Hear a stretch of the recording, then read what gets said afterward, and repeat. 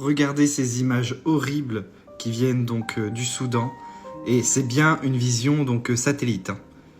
Regardez les tâches, c'est vraiment... Franchement, je suis sans voix parce que de la violence, puis c'est partout. C'est... Donc là, on voit qu'il y a un véritable massacre, et que c'est énormément de civils qui prennent. Et ça va faire 2 ans que ça dure. Beaucoup se demandent pourquoi on n'en a pas parlé en France avant, et pourquoi on a parlé beaucoup plus de Gaza que de ce qui se passe au Soudan. Et c'est pas une question d'électoralisme ou autre comme d'autres pensent, mais la différence qu'il y a avec le conflit à Gaza, c'est que sur les plateaux télé, on invitait en permanence les oppresseurs pour qu'ils puissent se justifier. On avait des franco-israéliens ou des israéliens invités sur tous les plateaux télé. Il n'y a jamais eu personne qui était venu défendre le massacre au Soudan à la télé. Et d'une certaine manière, ça l'a invisibilisé. Et malheureusement, j'en suis navré.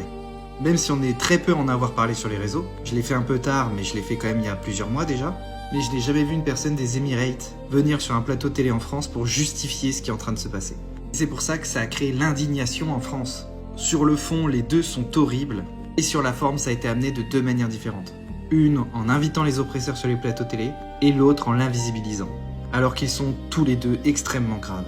Alors partagez cette vidéo un maximum, que tout le monde comprenne. Une grande pensée à ce qui se passe donc au Soudan, à Gaza, en Cisjordanie, au Yémen, au Congo, à Madagascar, à Haïti, les Ouïghours et tous les peuples qui sont victimes d'oppresseurs. Free Humanity.